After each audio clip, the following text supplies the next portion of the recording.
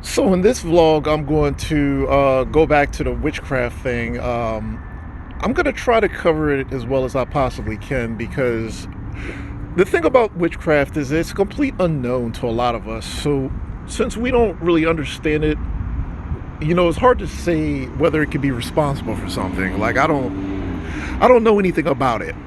I mean, most people don't. So like, if a person, like if these people had learned some sort of dark arts, like how would we be able to differentiate that from just them using psychology? Like how could you do that, right? So instead of me trying to, just label them as witches or sorcerers or something, I mean, like, Doctor Strange, I'm just going to go into a lot of what they do and little parts of the operation that I can't record because these things are so subtle that you really wouldn't be able to expose them by recording them. So like if you're a targeted person, you probably already know this, but what a lot of gang stalkers do is they use their body language to get under your skin, and they use their body language and they use their facial expressions to kind of get under your skin. So like when people would say that it's psyops, I understand what you're saying. I understand that because so much of this seems like it's just psychology, right? The thing that I thought was interesting about it is that even very, very, very subtle things can annoy us. Things that look so natural. And I think that the reason why I came up with witchcraft as a theory is because it's not just about like the weird stuff that they do with lights and what they do with their cars and do these very obvious things. Two gang stalkers can come to a place where you're at, sit down and have a conversation, and they can still subtly annoy you or something, like with their the way they move or the way they sit or just little subtle things that you really wouldn't pick up on unless you were targeted. So like so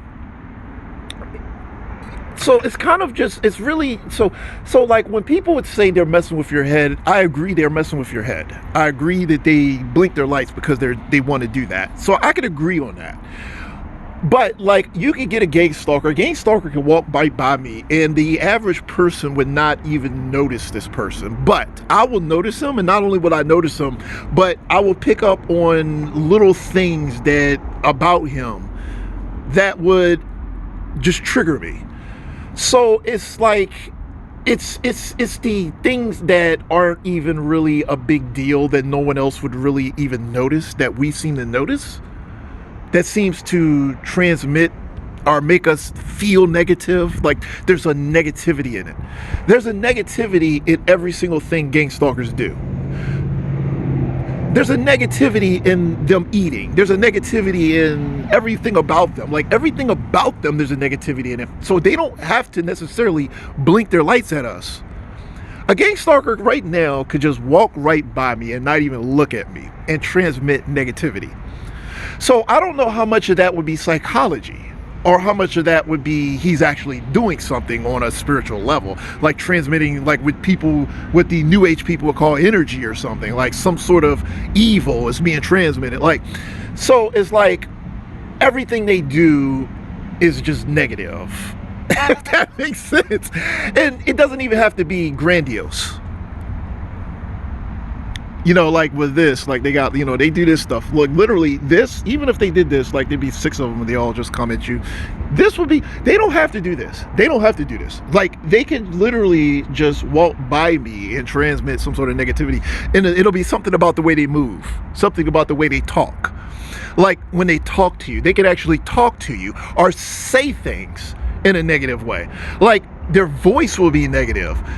It's amazing. It's really amazing. That's why I used to say that you have to kind of just have an open mind, really. They can speak, they can have a conversation and it'll just be negative, just in their voice. So I would say that sort of witchcraft thing is me kind of trying to explain how everything about these people is negative. Everything about them is negative. Like, you will literally hate everything they do. You will hate the way they talk. You will hate the way they look at you. You'll hate the way they smile.